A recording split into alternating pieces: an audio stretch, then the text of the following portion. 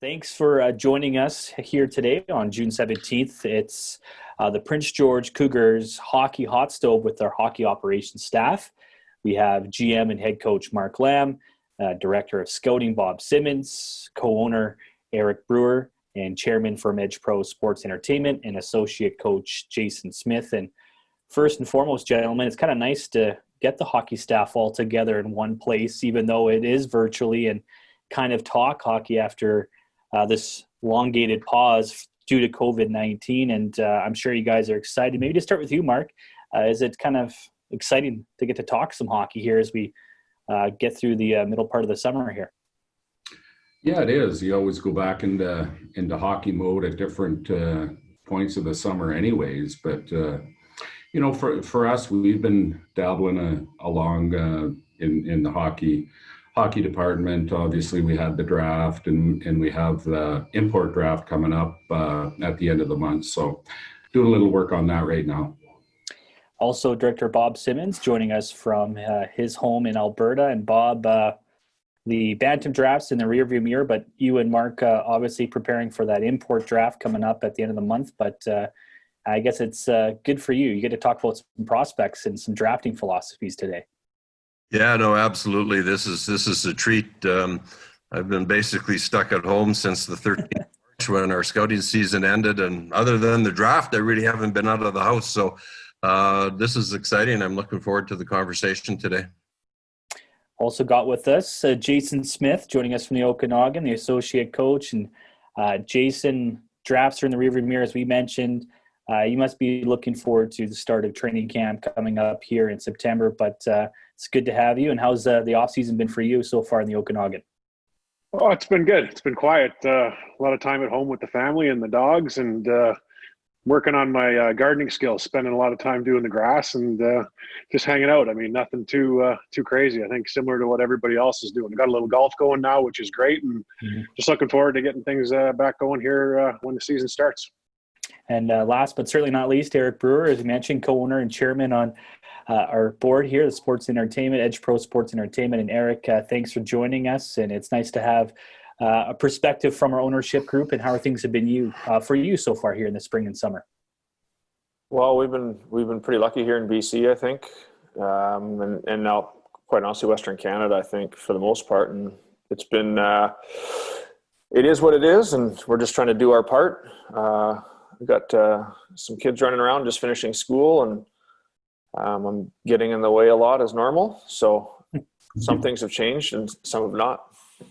Right on. All right, gentlemen. Well, let's start talking some hockey. And we have quite a few questions. A great response, again, from our fan base, just like we had for the town hall a couple months ago. Great response here for this hockey hot stove, and a wide variety of topics for all you guys to talk about. And at any point, if you guys want to jump in and add to a response to a question, even though it's not particularly addressed to you, by all means, jump in and answer that question, create some great dialogue and great back and forth. But this one, I think we'll start with Eric and Mark. At the top here, we got a question that just says, what steps are being taken right now in the organization to try to create that winning culture going forward in Prince George? And we'll start with you, Eric. Yeah, good question. I think it's a constant reflection. It's constant communication with all the people on the ground, us owners. It's a greater view per se. We're not daily operating, and so that allows everyone to do what they do. But at the same time, we're asking a lot of questions. I know I talk with Mark a fair bit, just about it changes in the off season, but we're trying to give them all the opportunity to draft, recruit, and develop, and put together a team that can sustain year-over-year success. And I think we're finally getting there. Mark will elaborate on that, but we're building the program, and I think we're on our way. Mark, what are your staples that you've talked about has been culture and character with players? So this is a question I'm sure you're ready to answer. Yeah, I think there's a few different areas, but I think the most thing about building our culture is stability. we've, the last year I think we got people in the right places. We hired Jason Smith to be an associate coach, a great addition. We got Taylor Dakers, full-time goalie coach. We got our training staff. We got our medical staff. We got everybody in the right positions.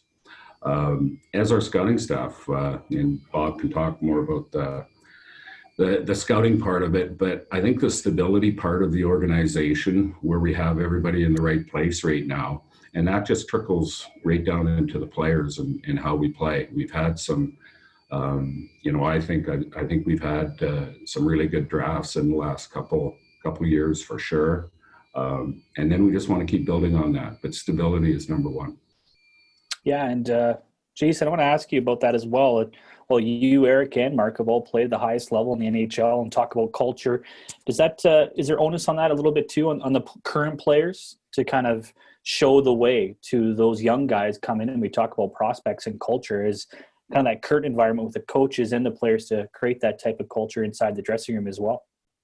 Well, I think it's on your veteran guys, but it's also on your staff to continue to develop those habits, create good habits all the time, whether it's practice habits, gym habits, just being out in the community. And when you develop good habits and a good relationship amongst your players, and they get along and they want to be around each other and come to the rink and work hard for each other and compete against each other, that breeds to good and better results. I think it's great to have internal competition where players are pushing each other, and that's what building a culture is about. It's about pushing each other to be better every day and get the best results you can and improve. Bob, I know Mark was mentioning about just the scouting side of things and probably looking at players with those types of characteristics when it comes to attitude and competitiveness and, wanting to win. Do you look for that as well as part of creating winning cultures in who you draft at the bantam level? Absolutely. Character is a critical issue in the equation. But I just want to comment that the ownership group and Mark have afforded the scouting team all the tools and resources we need to get the right players into the organization. We have excellent support, and the communication within our group and through to Mark and Jason is very, very good. And we're all on the same page and pulling in the same direction. Kind of lends right into the next question.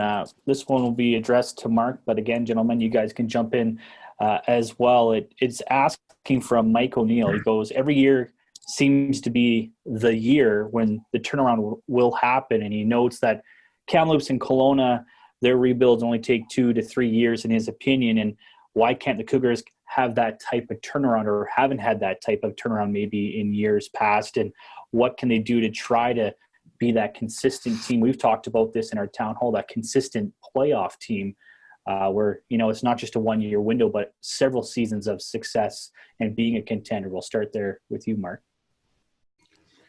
Well, to do that, and I'm not gonna speak on, where the organization was before I got here. I just want to, because there was a lot of good things that have done, and I think a big part of where we are right now and where we're sitting, and I think it's very positive. But the trades that they made the year before I got here to kind of fill the cupboards back up and have some good draft picks was imperative. Like it really had to happen at that point.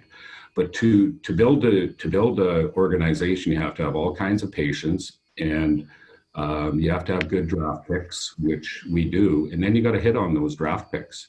And once you get your cupboards really full, which they are right now, you just keep working like that. You're going to make some mistakes, but more than not, you got to hit. And we think we've hit in the last couple of years. It's still a couple of years away. We got to be patient, but we're getting better. And I think we're getting better on the ice. Last year was a year where we had a bunch of different players. We're trying to, put them in holes, but we want to put them in positions to have success.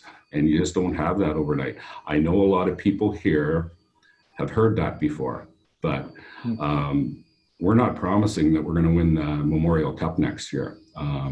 We're promising that we're going to get better, and we're going to be patient, and we're going to get better every day. I think we started with the draft where it's got to be, and we'll just keep pushing in that direction. Yeah, the draft will be certainly a theme to this Hockey Hot Stove and building to the draft. And Eric, I just want to ask you this as well, talking about, having this large window of competitiveness. And I guess that is a testament to drafting well, but from the ownership side, that means that investment in scouting, and Bob talked about just earlier, that you and the other owners have really committed, it sounds like, more resources into that development side, especially when it comes to around cultivating draft picks at that bantam level. Yeah, I'll answer the first part of the person's question about why has it taken so long for this to really turn around, because it is one that was a conscious decision by the current ownership group to identify what was working and what was maybe not working as well. And so a number of years ago, we made a series of trades. We felt our team was pretty good and very competitive. We ended up losing in the first round, unfortunately, and we had to make a choice again. We made one conscious choice to see if we could take a run, and then we made a second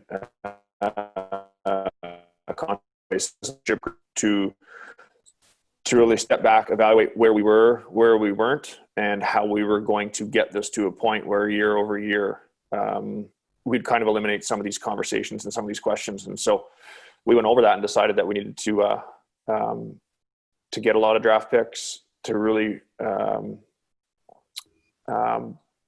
just reevaluate kind of the protocols in which we were doing things. Not that they were wrong.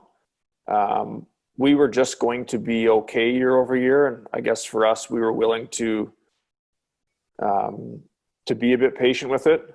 It is hard to be patient. I know as an owner and my 5 partners, it is hard to be patient. And for the fans, I know they've heard it a lot. And we've been very fortunate that they've stuck with us. And so in return, we're trying to put all these guys in front of us here today in a spot where we can give them a really good opportunity to draft players and list players, have tryout players who want to come and say, you know what, that's a good look. And, what I'm hearing is what's going on. And it's an environment where families want to send their kids. And I think we maybe haven't got the results for as well as we've played. Clearly I'm biased. But we've had some tough conversations about winning games in the past that maybe we shouldn't have, or, not winning games that we should have. But at the end of the day, your program has to speak for that. And if you're not winning consistently, you have to address it. And we feel we have. Kind of sliding right into the next question as well. This from Terry LaFavor. Terry asks, prior to the Bantam draft, do you reach out to players and their families to see if A, they are committed to the WHL, and B, if they have reservations about coming to Prince George? And the third part of that, do they or their agent have no-go lists, as they put it? This is for Mark and Bob. We can start with you, Mark. Yeah, we talk to a lot of kids, and Bob, he can talk to that a little bit more. Yeah, we ask a lot of questions. We talk to their parents. We talk to their agents. One question, it's pretty obvious when you're talking to the parents or the kids is, do you want to play in the Western Hockey League? What's your goal? Do you want to have a chance to go pro? And then the next question is PG on your, do you want to play in PG? So those are very important questions. And there's a lot more questions we ask too. We find out a lot about these kids, and the bigger the business gets, the more you're around in it. You have to ask a lot of questions. And the biggest thing is to really try to get to know the family and the kid, which is very tough sometimes on a phone call, but if you can get around them a little bit more, which we've done with the scouts. If they're out there watching them, we like them to talk to them after. We like to not just the guys that we're going to draft, it's the guys after we draft too, because you're always learning and there's progression and personalities, and so it's always ongoing. But yes, we do that stuff. And Bob, to follow up, I know you pound the pavement obviously throughout the year, being the director of scouting, and talk to a lot of these families. And you talked about the homework Mark did say about doing the homework on the families, and I guess the families do a lot of homework on the team as well, as I imagine. That is true. And to follow up on Mark's comments, we literally have hundreds of conversations, certainly immediately prior to the draft, but from the season, partway through the season on, standing along the boards, standing beside mums and dads, and you just start to have general conversation, identify your priority players that you're organizationally interested in. Then you have those conversations. But I wanted to say that this draft class this year, this might have been the easiest group to recruit that I've ever had the involvement with, which to me is a clear indication that the corner is starting to be turned and that things are being recognized as to the quality of our coaching, the facilities that we have, the committed ownership group that we have, the development that we're starting to see with some of our young prospects. And some of these kids are recognizing who the other players are that we've drafted and are bringing into the organization, and they want to play with them. So at the end of the day, though, when you're sitting down at the draft table, you want to make sure that the players that you're going to bring into the organization, A, want to play in the league, and certainly B, want to come to Prince. Well said. And you talked about turning the corner there, Bob. What do you think is changing with that? Because the perception that you see online, on social media, sometimes kids don't want to play here or they don't want to go there. And you talked about maybe in the past that being a struggle, but you just mentioned this draft class being very gung-ho about Prince George, and even last year and the year before. And you talked about turning the corner. What do you think is a big key to that perception from the bantam level changing here about the Prince George Cougars? Well, it's like you say, Fraser, these families and these players and agents are doing as much research on us as we are on them. And I think it's an indication that they're recognizing the change. And in fact, I had, many people say to me this past season how hard our team played. And I think Eric alluded to it, that we had some tough results this year. We were in a lot of one-goal games that maybe would have been nicer to have won more. But these kids are recognizing how hard we're playing, how well we're coached. And they also understand some of the assets and prospects that are in the organization, and they want to be involved with that because they see what they believe to be success around the corner. And I think that's the case. And certainly the hard work right from the ownership group down through the coaching staff and Chico and everybody, all that hard work is starting to pay dividends. The patience is starting to pay dividends. And I think it's an acknowledgement of, people are having from outside the organization of the organization itself and the hard work that's being put in. Mm-hmm. And Eric, on that note, we've seen, the first 4 picks from the 2019 draft, and now the first 4 selections from the 2020 draft as well sign already their WHL standard player agreement. From an ownership perspective, that's got to be pretty encouraging to see these players, as Bob just talked about, how excited they are to join this team and see these guys come together quickly here in the last couple seasons. For sure. Certainly having been in the family's shoes, thinking about these options for their kids moving away from home and playing in the Western Hockey League, like, these are tough decisions and ones they should sit down as a family and have lengthy, discussions about their options, and they should be asking us about those options and having it. Like, it's a healthy way to do it. And, how we've communicated it to the guys here is just, be honest with them. We're not going to get every kid and their family committed, and that's okay. we'd like them to, but we want it to be the right fit for everybody. Once they get here, we really want to make sure that it is the right fit, from the school to the billet to the hockey environment to the travel environment. And it's a place where the families can come and be connected. And from there, we are able to, make sure that we're putting the team together that with the overall vision of the organization. We start slotting the players in, and the coaching staff, and the scouts, they do all their groundwork, and they're able to get a feel for what they have and build it out. Staying on the drafting topic, but this one shifting gears to the import draft. Adam Ross asking both Mark and Bob again, with a few exceptions in the past, referencing guys like Martin Marincin and Zdeno Chara. The Cougars' track record of the import draft has been, in his term, streaky. What does the process look like for the staff, and what are you trying to do to improve going forward with the import draft success, in his opinion? We'll start there with Mark.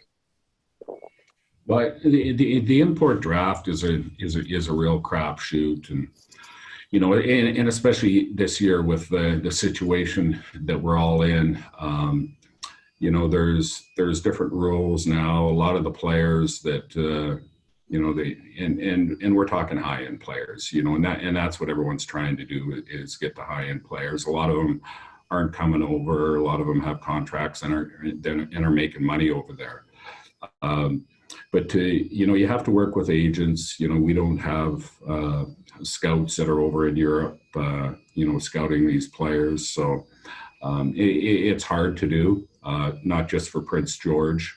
It's hard to do for a lot of teams. If you really went through everybody's import picks, you'd get a mixed bag right across the CHL. And we're just not saying that we can't get better players, so to speak, or an impact player coming in. We're Mikulchuk was he was a pretty high offensive player. I think he had a lot of impact. Kofor, who we got, he got his feet wet last year. We had traded Toman.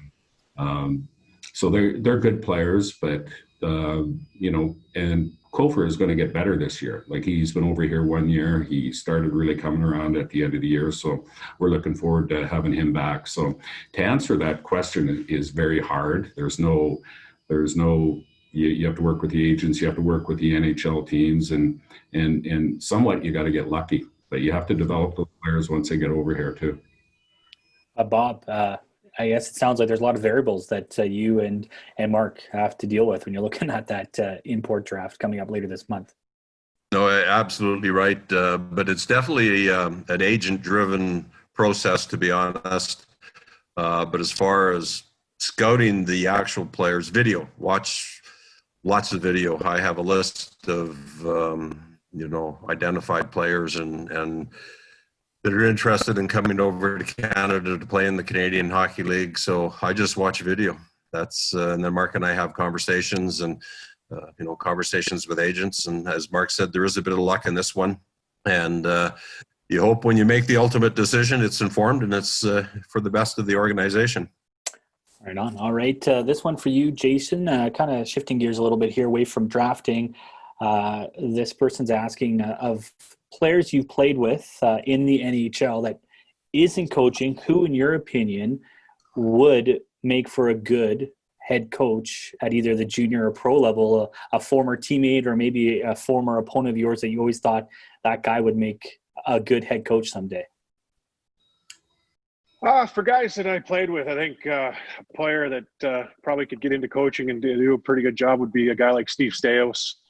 He works as the general manager in Hamilton and in the OHL, but I think he's got a great mind for hockey, and I think he's stayed close to the game and kept a pulse on it. And obviously working in junior hockey as a general manager, he has a real good idea what it takes to be around the rink and be involved. And I think if he got into coaching, he'd be somebody that would probably have success. But You know what? There's lots of guys. I mean, Chris Pronger's got a great mind for hockey. I don't know if he'll ever be into coaching. I think he wants to be in the management side of it, but his knowledge of the game and his ability to, to talk and teach and give a message was second to none for sure.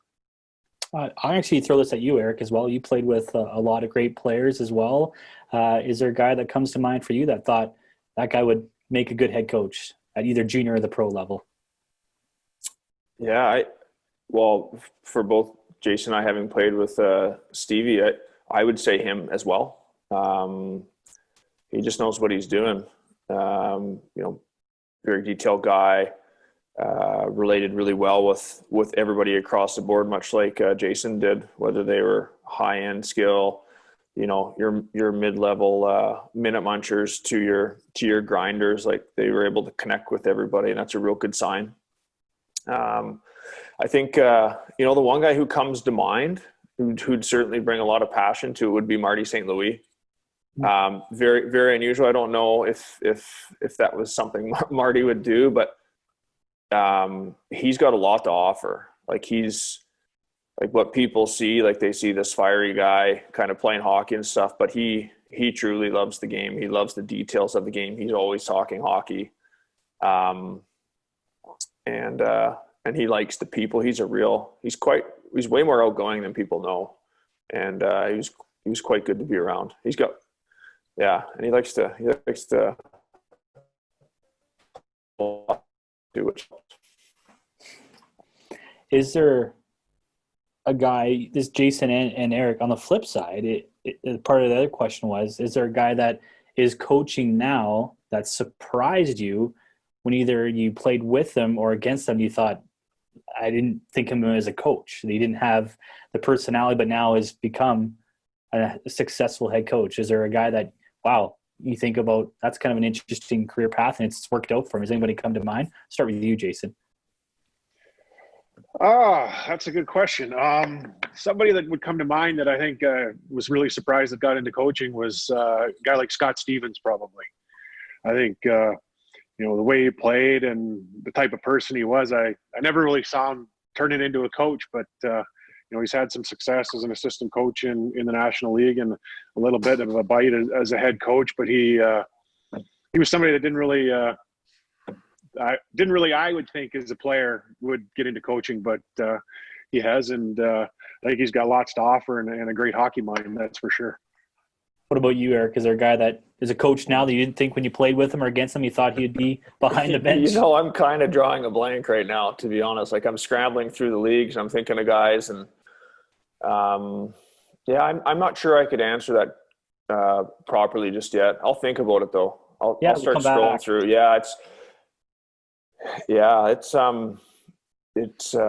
It's interesting. It is interesting. It's a tough question, I must say. That's quick for Jason to fire that one off. That's a good one too, by the way. I think Mark's wheels are turning here. I think Mark's got a couple names. He wants to say something so bad. I think Mark's. Let's Mark chime in here.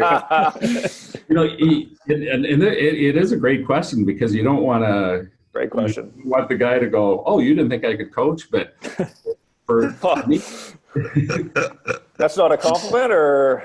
And I've said it. He's a buddy of mine. I've said it to him before, and it's Ryan McGill, who's an unbelievable coach. Mm-hmm. And he, I just didn't think that he would ever even want to coach, or didn't think that deep. And but he's an unbelievable coach in all aspects of the game. He really understands it. He's really good with the D. So yeah, that's Ryan McGill for me. That was a good question. Appreciate that one. Shifting back into some drafting, a lot of the biggest thing, as we mentioned, drafting is a big topic here in the hot stove. And this question from Ryan Murray: it's been a year since the 2019 draft. You have 4 players assigned. Is there more players you think on the horizon to sign with this team in the near future, coming this season or maybe down the road? We'll start with you, Bob. Well, one player from last year's draft class that we're really watching closely, and think there's something there, is Carter McAdams from the Lower Mainland, played at the Delta Hockey Academy. he had a good year in midget this past season until he had to get some work done on his shoulder. But I know he's very committed to making our organization. He understands he might have one more year of midget, but I think he's a player from that group that could be the fifth player out of that draft class. If he comes in at training camp, as I expect he will, and competes and puts another foot forward, there's that could be number 5 from that group for sure. Mark, is there same question to you? Is there someone that comes to mind that you think could make that next step from that draft class? I know we've talked about the intriguing factor of Carter McAdams recently as well. Yeah, I like to put I like to put the kids that we've signed in one group. You sign them for a reason because you expect them to play on your hockey club. And I look at the 2019 group and even the 2018 group. There's guys that we'd like to have signed there. There's guys that we want to see. I like to keep a really open mind with all the players that we draft. We want to get them to training camp. Hopefully we can this year. And it's fair game.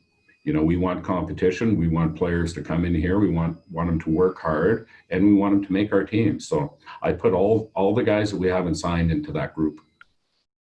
Another question here from Mark Lafleur, and this one is about recruitment, but outside of the import draft and the annual Bantam draft, how are the Cougars identifying and attracting future talent to the team from non-traditional pathways? This one is for Mark and Bob. Again, we'll start with you, Bob. Well, I'm not quite sure what non-traditional pathways is. For us, it's in the hockey rink, but all the scouts, right from local area guys right up through Leland and Rob and Ron and myself, we sell Prince George every time we're in the rink. When we're talking with parents, players, agents, advisors, we're selling the community, we're selling the organization, we're talking about our coaches, we're talking about our ownership group, we're talking about our skill development people, the facility. And so everything we do is to advance the cause of the organization, and we recognize that assists in the recruitment process. So it's we don't leave any stone unturned, but we're out and about. We see hundreds and hundreds of hockey games. Myself personally, 600 plus games every year, and every game, if somebody wants to talk about the Prince George Cougars and the community of Prince George, I'll have that conversation. Mark, same question to you. I know it's kind of hard when you eliminate the import draft and the Bantam draft, but is there other ways you guys look at? Is it junior A or maybe some free agent invites to create competition, as you mentioned? Well, yeah, that creates competition. One of the things that we talked about, with our scouts is, you want to do a good job in your backyard, and saying that means BC. That's something that we talked about. We got a real good relationship with the Caribou Cougars now. With and we don't want to miss any players in BC. That's the biggest thing. If there's there's lots of players that have the same pretty much comparables. If there's a player from BC, especially in our area, if we can really do a really good job in our area, it's going to make our organization better. It's going to be better for our fans. They can relate to these players that are from the area. So that's one thing that we've really concentrated on, especially the last year. If there's a kid, nothing wrong with kids from Manitoba, Saskatchewan, or whatever, they're all good kids all over the place. But if there's a even comparable of a kid that's from BC and the same from Manitoba, we'll be taking the BC kid. Well said. This one's open to the floor. The question from Marcus Malm, he just asked, what are your thoughts about next year, so the upcoming season? What are your thoughts about next year's team coming up in the fall? And maybe we'll just start with Jason, focusing on the back end. It looks like you got a lot of influx of young talent to work with as well. It must be exciting for you to see some of that young blood come into this organization, hopefully here in the fall.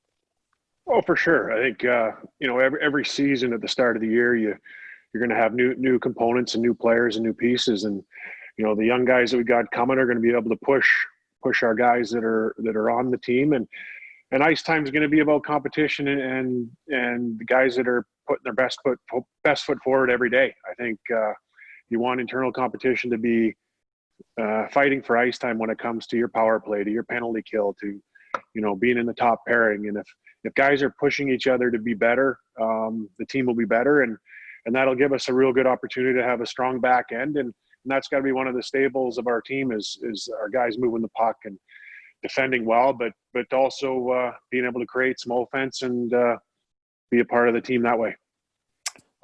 Mark, you just heard from Jason. You guys do have a pretty deep blue line and really deep crease as well with the two goaltenders. So what are your thoughts on this roster coming up for next season? Well, I think it's really exciting. You want to keep making strides, every year in terms of, play, and we're going to be young. We're kind of shifting. We got spots when you put your supposed roster down on the board. We could have as many as, we could have 4 16-year-olds on our team again. Is that too many? Do we need more? So, but the biggest thing with that, the exciting part is once they get here, what can we do with them? They got to be able to improve. They got to have that work ethic. And now we're to the point where, as Jason just said, competition is going to be hard, and nothing better than good competition. Lots of people don't like it. They want to be just given things. And a lot of these kids up to this point, it's pretty much been like that because they're the cream of the crop. They're not going to get sat out on any power plays, or usually they play the power play and the penalty kill. They're getting all kinds of ice time. Now they're coming against players that are just as good as them.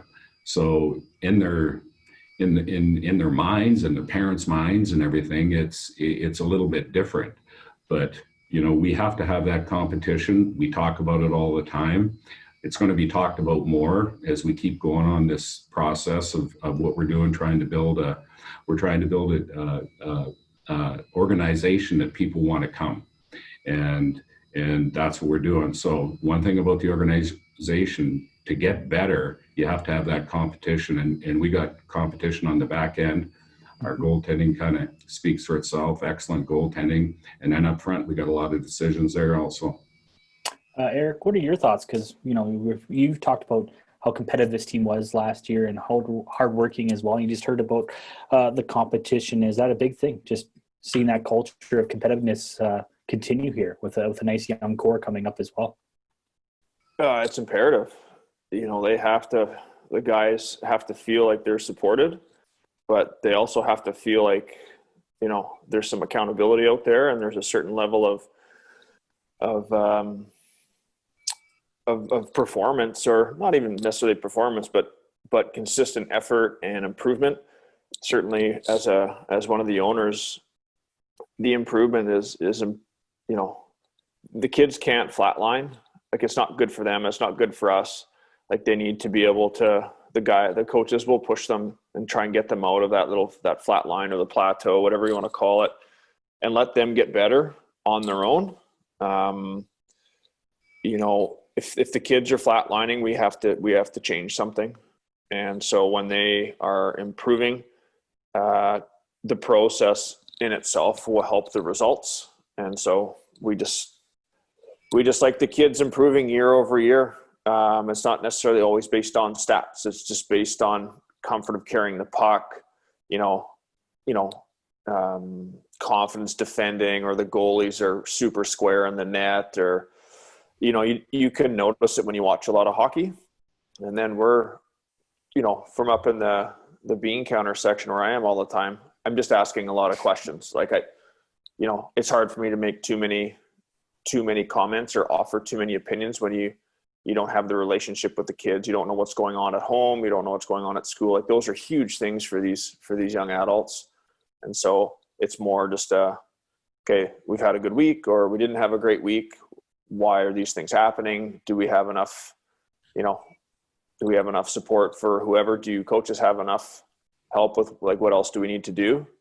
And from there, you're kind of on your way. Transitioning to a different topic, but a question for you, Eric.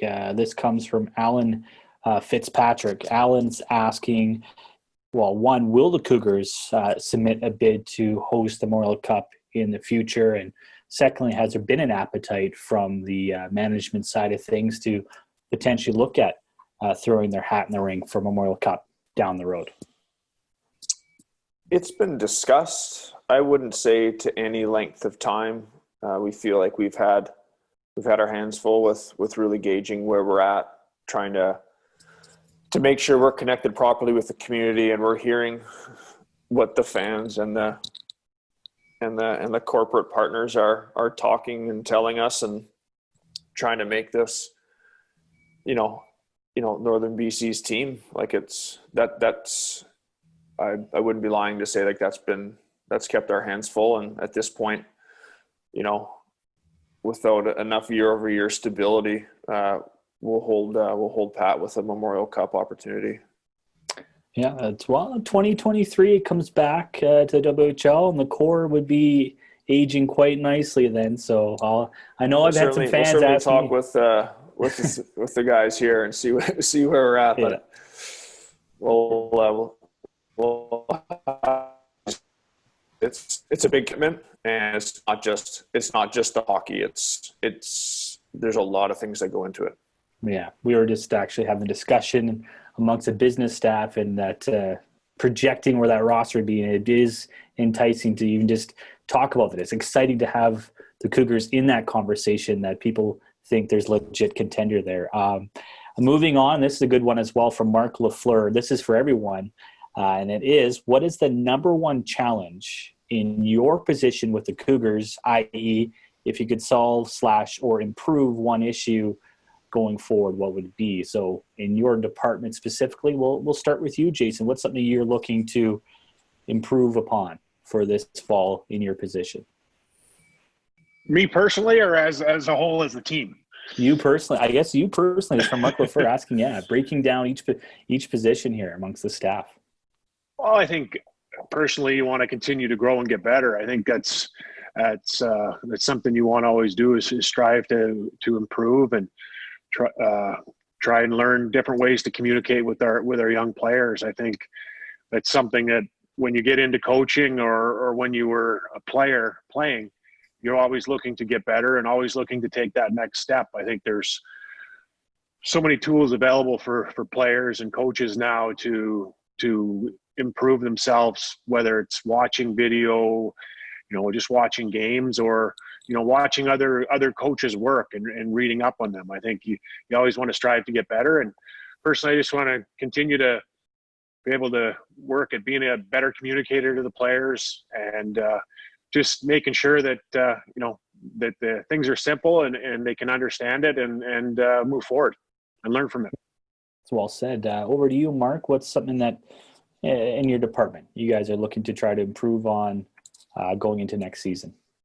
We're trying to improve on everything, so it's kind of like a big blanket type question. But for my job and what I do is I got to be a really good listener.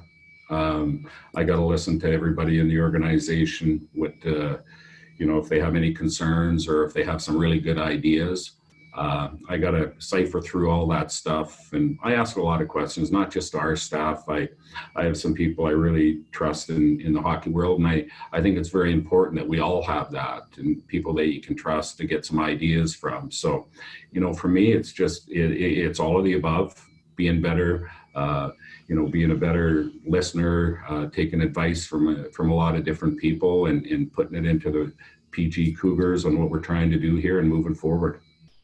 Bob, for you, is there a challenge or an issue that you're looking to improve upon in your department or try to overcome for the upcoming season here?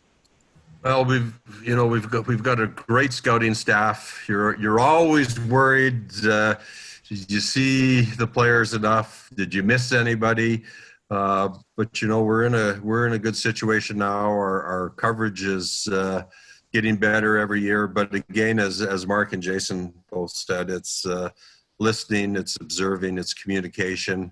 The use of Zoom, and as we've communicated through this process since this COVID-19 situation came upon us, I think this is the tool that the scouting staff will use next season, regardless of what we're able or not able to do. I find that this is something that can help us a great deal in the scouting department. But it's, as Mark said, it's just an ongoing process of improvement organizationally, individually, as a scouting team, and always looking to get better. Eric, do you want to jump in on this at all? Is there anything to add to that? Yeah, I think as an ownership group, we're just trying to give the guys the tools to do their job. We don't want to micromanage what they do. We want to ask a lot of questions. I think everyone wants to ask a lot of questions. We want to be plugged into to Prince George and to Northern BC. We want to hear what people are saying. One of the bigger challenges we have as an ownership group is being patient. We have to provide a certain level of patience so that these guys don't feel like they're being jammed for quick results. Now, don't get me wrong, we love quick results, but we need consistent results. And so we know what we want to do, and we're if we could sneak the kids an extra year, that'd be great. But it's it is what it is. So, Bob, this one specifically for you. Les is asking. He says, "Hi, Bob. Is it true that 25% of the roster on an average WHL team is undrafted? And if so, is there any sort of philosophy with keeping draft spots, or I guess what I think he's alluding to is your protected list open for those undrafted players that you try to bring in for camp?" So maybe I'm sure he's asking what kind of average percentage is undrafted, and do you look at trying to keep spots available on your list just in case you find those undrafted gems, those diamonds in the rough? Well, our 50-player protected list is it's a fluid, thing. It's you're always improving it, and I don't know what the exact percentage is with respect to drafted and undrafted players on a roster, but I don't think it's surprising that every team in our league, and certainly the Cougars, there will be a group of players that were not drafted. But, if you go through the history of drafting, and certainly our league, and there's a lot of players now in the NHL that are stars that were never drafted. So scouting is not an exact science. But our 50-player list is like a living organism, if you will. And if there's a player that was not drafted, but you watch him and you recognize that maybe he was a little late developing, and at 15 and 16 he's taken some steps, well, it's easy enough to create a list spot for him and bring him into the organization. Mark and I talk about our list a lot, and certainly if I see somebody, or any of the scouts see somebody that they think was missed in their 14-year-old draft season, and at 15, at 16, and even at 17, if they merit consideration, they can play for us. We'll get them on the list. There's no doubt about it. This one for Jason, but I think we're going to open it up to Mark and Eric as well, because it's a good one. This from Peter. Peter asks, based on your experiences as a former NHL captain, do you think it'd be beneficial at our level to have a younger captain? He specifically saying about 18, who will then grow with a young core, or is the captaincy better suited for an experienced 19 or 20-year-old player? We'll start with you, Jason, and then we can even ask Eric and Mark this, considering you guys have all been leaders at the professional level as well. Well, I think a lot is going to be based on what you have in your room and your players you have, and I think that's a part of your coaching staff and your training staff around your room to know what you have in your guys. I think everybody can be a leader in a certain way, but to be a captain of a team or an assistant captain, you want somebody that doesn't need to be a vocal guy all the time, but they need to do things the right way. They need to be a team first person, that all they care about and all they want to do is help the team succeed. And if you have a group of people that are pulling that rope the right way, that gives your team a chance to have success. But I think you have to look at your players, and whether it's a younger guy or an older guy, there's some variables that you want him to have, some pedigree, that is a team first person, and he also will do whatever it can to help the team survive and move on. Mark, over to you. Yeah, there's some natural leaders, and you can identify those guys, fairly young. I'm finding more and more now that, a lot of these kids that are wearing the captains and the assistants on their teams has nothing to do with leadership. It has everything to do with how good they are. So it's just the best players on the team. When you get to our level, leadership's very important. For me, obviously, it's not going to be a really young guy, because you would have to be very, very special. And if you're that special, then it's way too much pressure on the kid, and there's different jealousies and stuff that go around. So the leadership, once you get to the WHL level, is kind of earned, and you got to go through probably a few months, maybe a year, maybe 2 years of learning how to be that type of leader. Just exactly what Jason said. There's different aspects of being a leader. Some guys aren't vocal, some guys aren't this and that, but some guys just aren't used to being in that environment. And that's, once they get in our dressing room, that's what we have to figure out. And it's very important. The leadership group has to be able to, not just the captain, but they got to be comfortable with all aspects of our coaching staff. They got to be able to come forward in certain things. And saying that, they got to be able to take care of stuff in that dressing room that doesn't hit our desk. Eric, you played at the junior and the professional level, been a captain as well. I guess being younger at the junior level doesn't tend itself to be a leader, but is it just based on experience? That's why we see maybe older captains, because as Mark said, the great point is it's hard for a young guy to have that kind of experience when he comes into a junior hockey dressing room. So I guess that's why you see more older guys. And in the NHL, you might see a younger captain, but I guess experience comes with age, because you have to have those reps and the experience underneath your belt to maybe be a leader. Yeah, I'm not sure I can add a whole lot more than what the other two guys have brought to the table here. Certainly at the junior level, the guys are young. They're young adults, and they're developing into adulthood here. So that's kind of going to sort itself out a little differently than at the pro game. Just based on age, some of it. Some of the kids mature earlier than later, and there's nothing wrong with that. And the conduit from the coaching staff to the players needs to be one that they can have some different conversations than with, say, maybe a young 16 or a young 17. You don't want to just like Mark had said, you just don't want to give it to the best player. That you've kind of defeated the purpose of what that is. At the pro game, you kind of identify it fairly quick, in my opinion. Some guys have a different comfort, and it's not necessarily always about being the best player.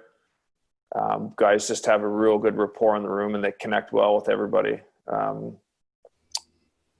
think just the way Jason had explained it, that's why he was a longtime captain in the National Hockey League on 2 different teams.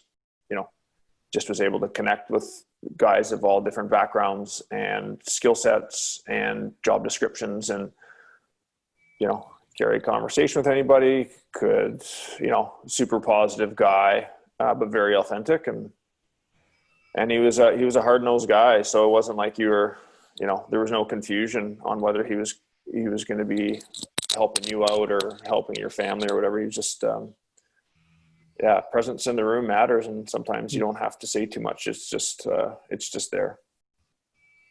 Transitioning to on the ice, and Mark, this one for you. It's always the hot button topic. It seems like with every fan in junior hockey, and that's the power play. And Rick Bucci here is asking, is the power play success based on talent, or is it more based on a system that's in place? It's both. It's both for sure.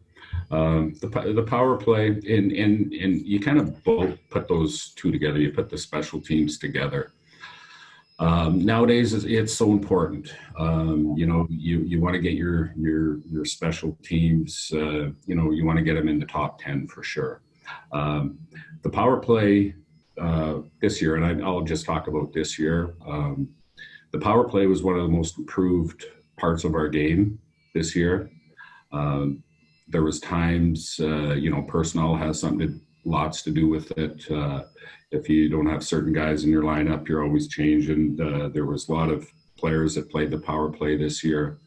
When you get through all that muck and everything, statistic wise, which sometimes you can't really go on stats. You have to go on, are you creating chances? What are you doing on it? And I do a lot of those analytics to see where all the chances and the scoring chances are coming around 5-on-5 in power play. But at the end of the year, I think our power play was one of the most improved parts of our game. We started moving up on the stats part. I knew I was going to get asked this question because it is a real question with all hockey teams. Like you got to power play going, and I think our power play was one of the most improved statistic wise. Probably, it had the last 5 or 6 years. We ended up 15th, which isn't good enough. It needs to get better.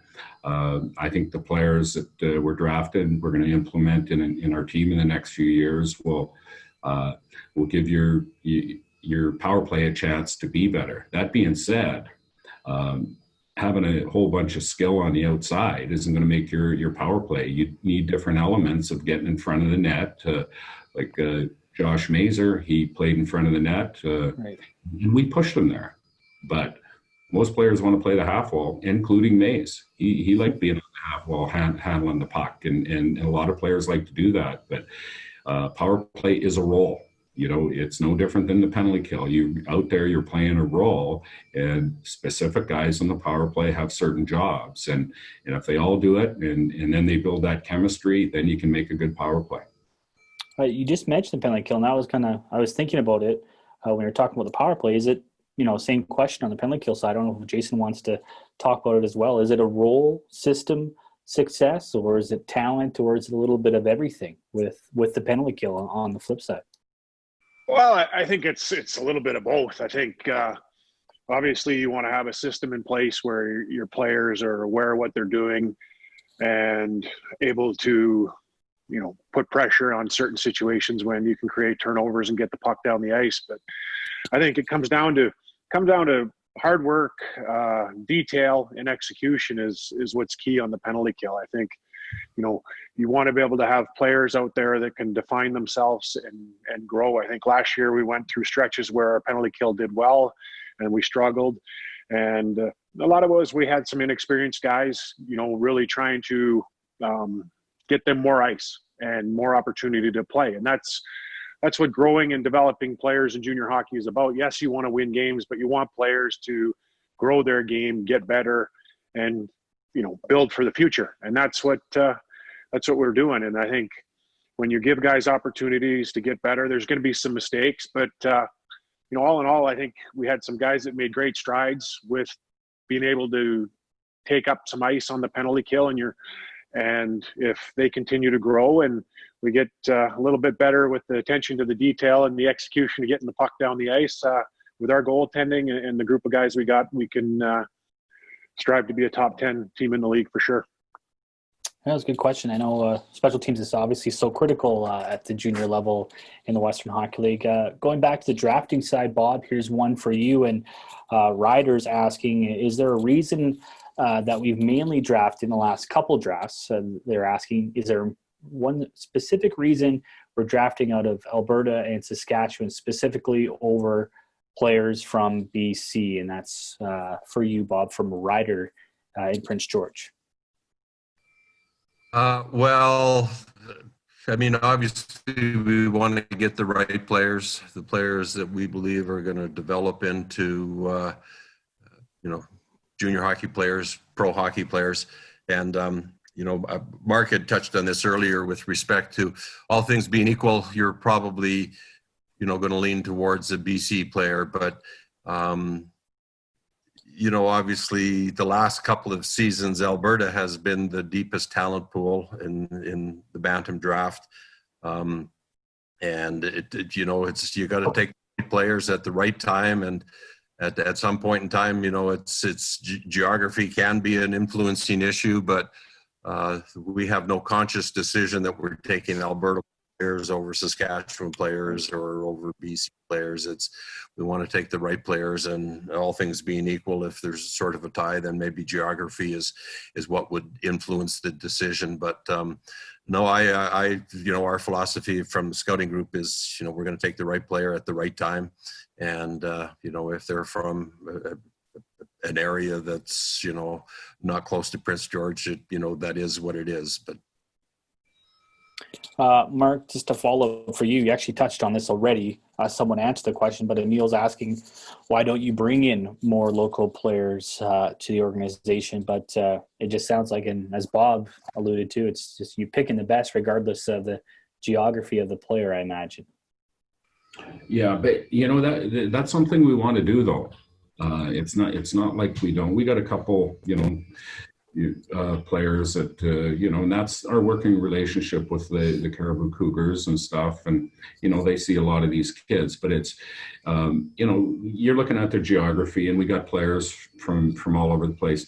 The players that we've drafted in the last couple of years, we're going to take the best player. If they're committed to coming to Prince George, we're not crazy that way. We're going to take that player. It doesn't matter where he's from, if they're committed to. And when we look at that, like these, this year was a special draft. It was a different draft than I've ever seen. Different draft. We've got a lot of experience in this league. Guys that have a lot more experience than I do, or even Bob. That thought this draft was the best draft that maybe they've ever seen. So when you're looking at that, and you're going to be taking the best players, it doesn't matter where they're from. But that's something we want to do. Another thing that's we want to have players from our area, and we want them to play in the Prince George Cougars. There's a little bit of a conflict there, with some players that, I've had them before when I was in Swift Current, that a Swift Current player. Sometimes if they're not the most talented player, but a good enough player to play on your team, ice time comes a concern, and you get a lot of more people talking about it in the community. You get that anyway.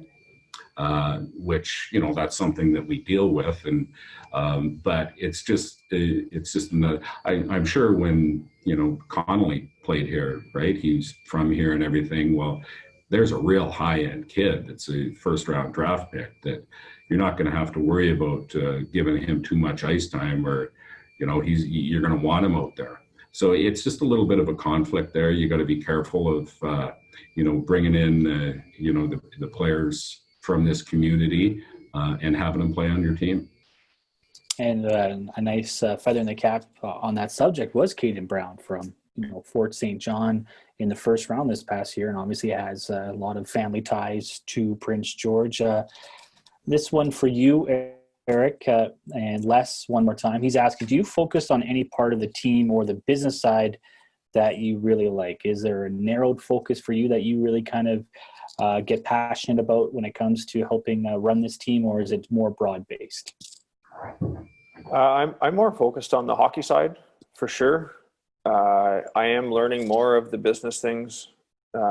It's obviously not what I have experience in, but it's been good working with the different owners and with Andy and the rest in the office and with Joan, just to get a feel for some of these details that we get to take for granted when we're playing, and understand how much legwork goes into it. And so that's been helpful. You get really spoiled as a player, because you get to play in front of people, you get to practice, you get to train. Like, these are all the wonderful things you get to do. And but a lot of those opportunities are layups because everyone else has done the work outside of that. And so it's been nice to have these conversations on either side, especially the hockey side. We've got some guys, we have an NHL caliber staff. And so we're having conversations that seem very, very lateral to the ones I was having when I was still playing. And, just, like you mentioned earlier, it's a bit more of a broad view for me, but I am interested in how we're handling certain situations. And I think maybe offline I've asked some pretty ridiculous questions at times, but, and Mark probably won't answer it anyway on here, but I think there's things that you do have to ask. Like, you have to kind of find some boundaries on what we're doing, what we're not doing, and kick some things around. Because it is, like most things in life, it's all evolving. We don't really have a lot of answers for all these things, but you feel if the process is right, then you can make some headway. And so I want to be involved enough that we're checking enough boxes off, but I don't want to get in the way. Like, I know enough to get in the way, and so I need to just be mindful of that. Well said. Back to some drafting questions, Bob. What's the top attribute as a player that your scouting team looks for the WHL Bantam draft? This from Jason. Is it a certain attribute like hockey sense, skating, skill, or something else that's intangible? Is there a specific trait you're looking for when you're drafting a player? Well, you walk into an arena the first time to see a player you've never seen him before. The first thing you're going to notice is his skating. And, if you're drawn to him with respect to his edges, his acceleration, his change of direction and those kinds of things. But from there, you're obviously going to watch his consistency of effort, his ability to process the game. If you're not a smart player and the best skater, it's kind of a waste of an asset. So it is the first time. Obviously, it's the skating that's going to draw your attention, and then once that you realize he can skate, then you got to see how he processes the game. His effort, his body, it's everything. It's a complete picture, to be honest with you. Mark, a similar one is they're asking about the U.S. draft just implemented this year, the U.S. prospects draft in WHL. Has that become a asset for the organization, and do you see that becoming a big asset for the league going forward, tapping into the U.S. prospect pool? Oh, absolutely. I thought it was a great weekend.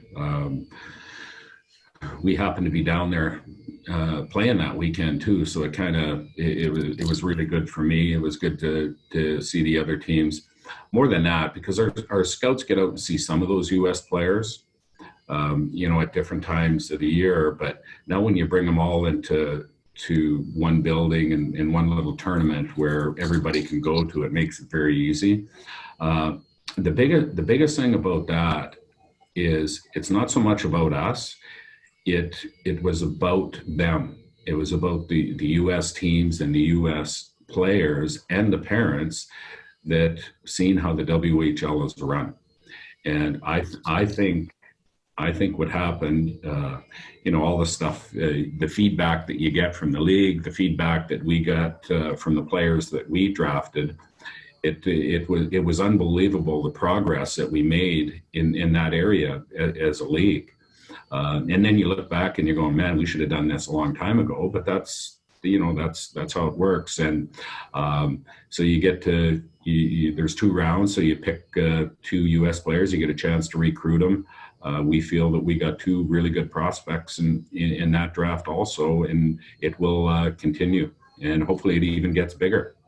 Yeah, it was interesting to see the response too from that U.S. draft, and it looks like a great feature for the WHL going forward. Speaking of drafting, this is an interesting question too, kind of pulling back the curtain. Troy P. is asking Bob and Mark, who has autonomy when selecting draft picks? Is it first few rounds the GM? Is it Bob Simmonds? Is it a team approach? How do you guys go about, I guess they're asking, the drafting process on draft day as a group? You want me to start, Bob? You can start, Mark. It's a loaded question, yes. I'll tell you what, though, it's a complete team effort. And Bob's the leader of the draft. We go over every player with my job, at the end and stuff. The scouting staff identify players for me to come and watch, and they're usually the higher end guys for me to come in for a weekend and stuff. They've seen these players way more than I have. We have big time discussions on every player, what type of player, where do we need. It's just ongoing all the time. Bob puts together, when push comes to shove, if there's, a disagreement or whatever, put a player, then it lands on Bob's lap, and he would have to make the decision. I'm not even sure that's even had to happen, Bob. You'd have to tell me that, where our guys, but I really like this year on how our scouts work together.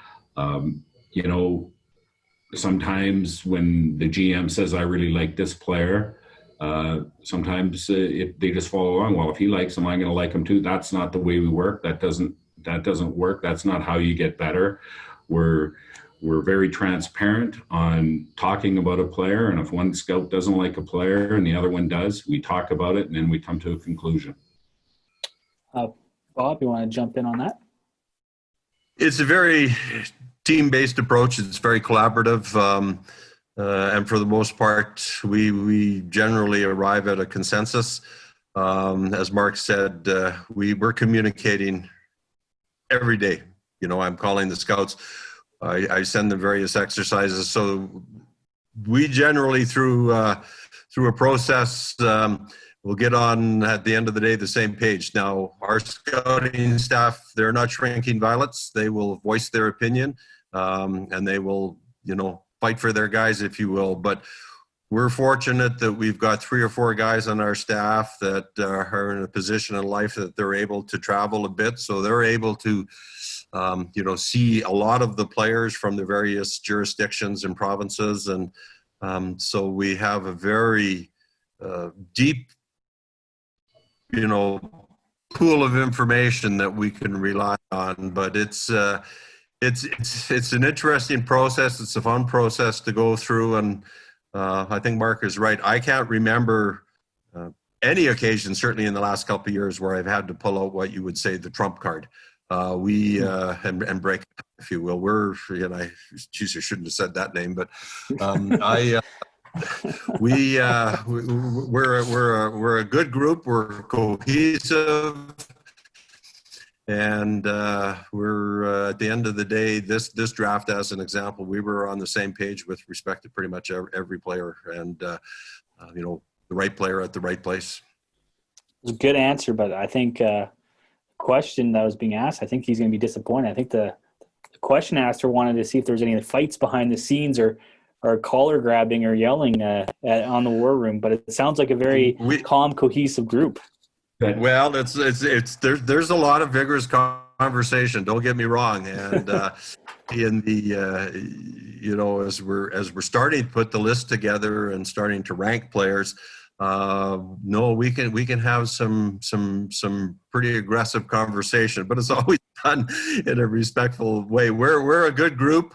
We have a lot of respect for each other. Everybody's opinion is valued and is considered, and It's interesting, and I think at the end of the day, I know I'm accountable for the draft. I know I'm accountable for the players that we bring into the organization, and so I know at the end of the day, I guess if he wants to know if there's a disagreement and somebody has to ultimately make the decision, I'll be the one making the decision. But we've never really had to go to that point yet. So. Right on. We're kind of winding down here, gentlemen, with time. I know we've had a lot of questions. I don't want to keep you all day, so we'll probably just wind down with one question each here to wrap things up. And we'll go to Jason, and I like this question too. This from Sarah. She asked, was there a player last year that on the back end, running the defense, was there a player in the back end that, in your opinion, took really big strides in their development? And is there a player this year that you're looking to see have a breakout season? So who was someone last year that you thought had a big year of growth? And then who's someone you predict maybe this year that you could see have a big year when it comes to development on the blue line? Well, I think obviously coming to the Cougars last year is my first year. I had, some background information on the players and, where they were at, and had watched some video leading into the start of last season. And I think player for me that really took strides in his game, confidence-wise, with his play, and just his all-around game, I think was Jack Sander. I think his willingness to take in information, be coached, take it to task, was really good. I think having seen some video from the previous year, he was a little bit timid and maybe not full of confidence. And I think he put in a great summer leading into last year where he came back stronger, really fit, more confident, and he took great strides in his game. And I think the growth in his game last year, if he can continue to grow his game again this year that much, he's going to be a factor every game from start to finish. And just excited to see Sammy's game grow on the back end for a young kid, a 16-year-old. He's got great puck poise. He's got vision, and just to watch his game grow this year, seeing where it can get to, and how he's going to be a big part of contributing on the back end for our group will be exciting for me to watch for sure. Yeah, lots of talent on the blue line for the Cougars here this season and the next few seasons. Mark, this one for you. What do you think is missing from this team to make it a playoff contender? And that could be something that comes within, but what is that missing ingredient you think to make this team a playoff team next year? Well, I do think that we're gaining a lot of the ingredients to be a good hockey team on how we play, how hard we work. We can't take any steps back in any of those areas. There's always the unknown, and there's really an unknown right now with the COVID situation. Right. On paper, I really like looking at the stuff that we have coming on paper. All these kids are teenage kids just trying to find their way. We give them as many tools as we can to be successful, even through this situation right now and working out. And maybe they can't get to the gym. The gyms are starting to open up and stuff. But you really never know how kids are, and I always call it summer, how kids are going to summer. The kids that summer the best are going to give your team a chance to make the playoffs. It's just as simple as that. The kids that that don't summer good, maybe you have them penciled in to make the team. They don't summer good, they won't make the team. So it's going to put your organization back a bit. So, to what we're trying to do, and for the whole organization, I'm just going to jump all over a little bit here. Is sure. The biggest thing for our organization, and some of the questions before were like, well, We heard kids didn't want to come to PG. Well, there's this, it's too far, the travel. The biggest thing that we're doing as a staff is taking all those excuses away. You know, when they ask, what about the travel? Well, there's teams that travel just as much as us, or maybe not quite as much. So we talk to people, take that excuse away, and tell them that. Lots of times they don't know that. So we want to give them the answers. We want to take the excuses away once they come here, show them how good the facility is. So in travel, in school, how can they get their schooling when they're traveling so much? Well, it's, you know, technology nowadays, it's very easy to do. And we're not on an island. We're the only team that does it. And sometimes that's the perception out there, that Prince George is like that, which is very untrue. And it's hard to get people to understand that. When do you know you're getting over that hump? On what we're doing now. People are starting to get the message. We're sending out the message. We got a good group. We got great owners that give us all the tools to do stuff. We've revamped our scouting staff. We got the right people in here now. So those excuses, again, are getting taken care of. And we're answering those questions in the dressing room too. The excuses, and this is a different thing. And it all turns into ice time. There's not a coach in the game that just keeps putting guys out there, you know, just because they're a hockey player. You know, you got to go out and there's got to be accountability. We've got to take those excuses away. So once you start taking a bunch of excuses away and explaining those excuses, then you start to have success. And I see it right through the whole organization. Well said. And Bob and Eric, we'll have the last two questions, but we'll start with Bob. And Bob, the question here asks, 2020 draft, there's a lot of exceptional talent at the top, including in Saskatchewan, the big debate, Riley Heidt, Braden Yeager. Why did the Cougars pick Heidt over Yeager? Well, I don't want to disrespect Mr. Yeager because he's a very, very good hockey player, but collectively as a group, and this goes back to last year in their underage year in Martinsville, and this year, Riley Heidt stood out each and every game that we watched them. You know, we talked to the coaches, we talked to opposing teammates, we talked to opposing coaches.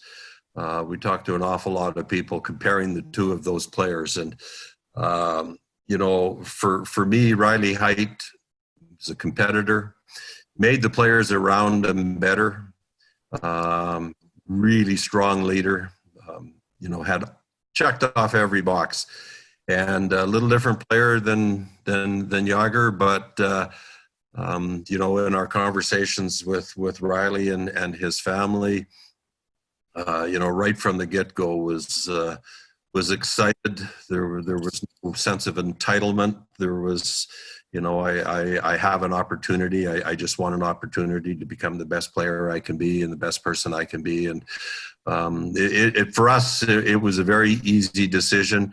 You know, I've heard lots of stories, you know, about the process and why we took one over the other. And quite frankly, it was all about taking the best player for the Prince George Cougars. And, you know, it was an easy decision to you know, choose Riley Heidt.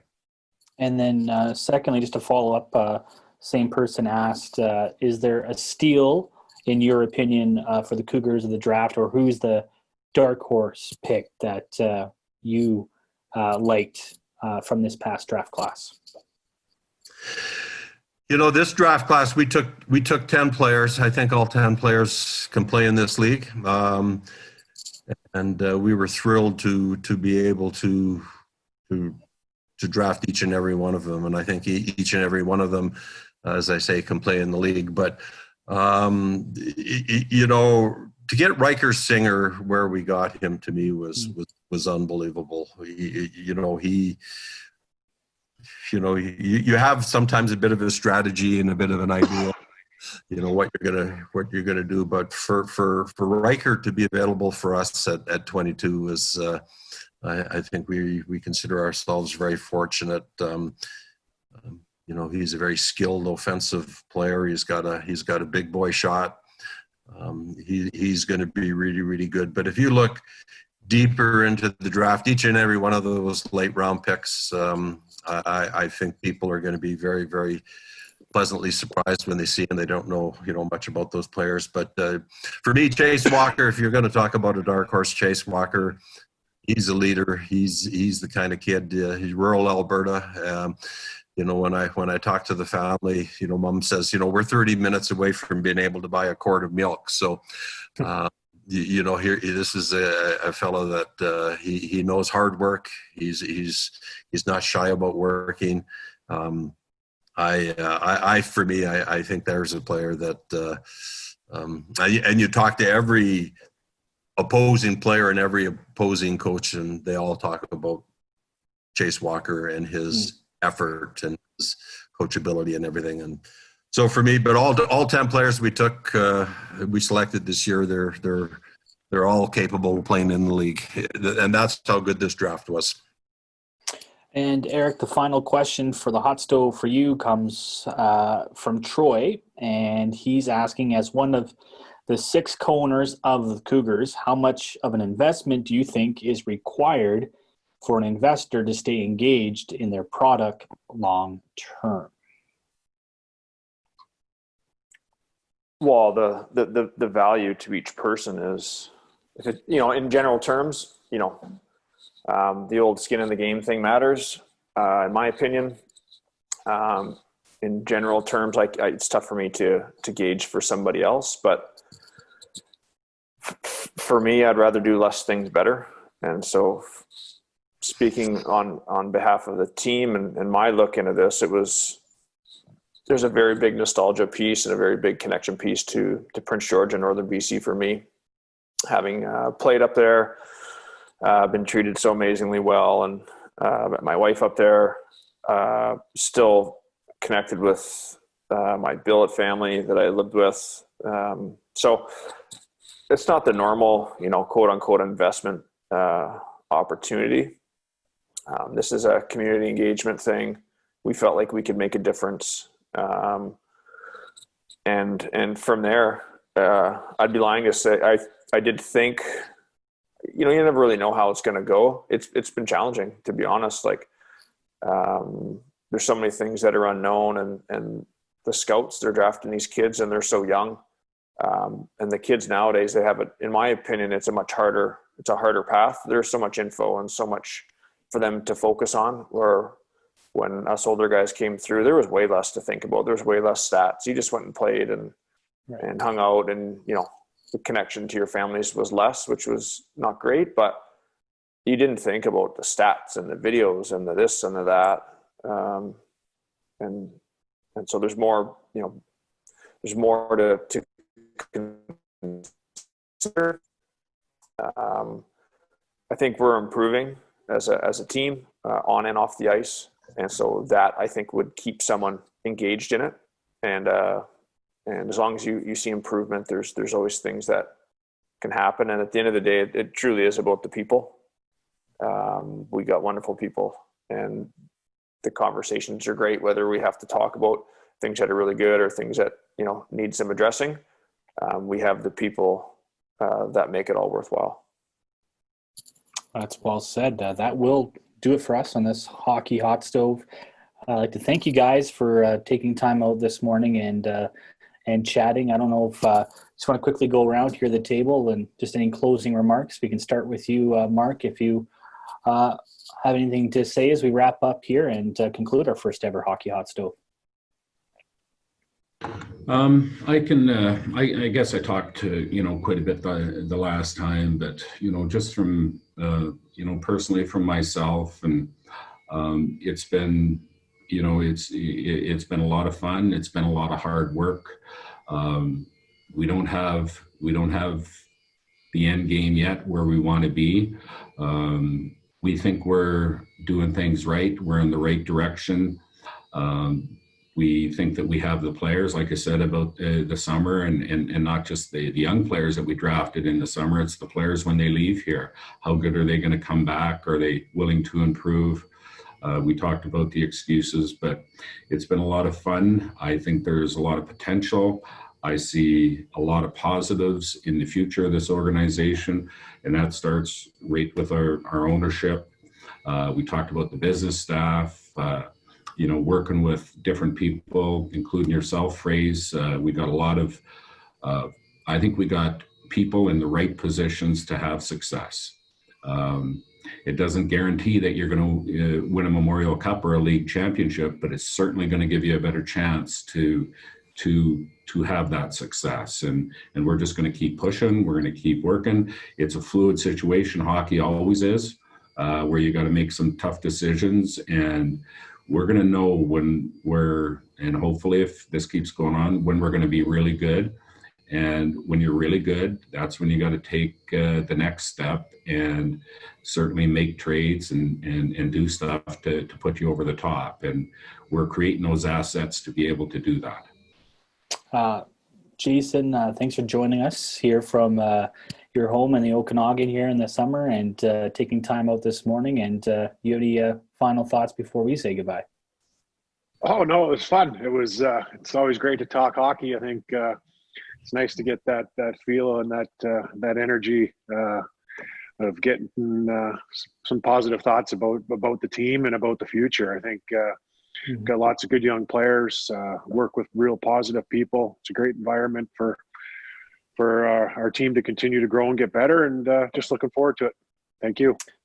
Thanks, Jason. Bob, I know we could probably talk hours on end about drafting and drafting philosophy and certain players over certain players, but appreciate you taking time to share some of your insight on the drafting side and the development side. And I think we could definitely do something again soon on the draft specifically, but thanks for joining us from Alberta today. Thanks, Fraser. This has been enjoyable for sure.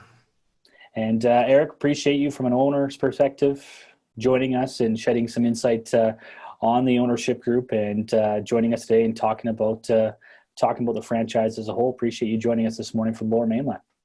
Well, thanks for having us. We're thankful for everybody within the team and all you fine folks pounding the pavement for us and keeping us connected to Prince George and Northern BC. I think this went pretty well. So hopefully, maybe, gentlemen, we can actually do this in person come training camp here later this summer with some fans to ask you guys some questions. But until then, thanks for doing this, and look forward to see you guys come training camp in September.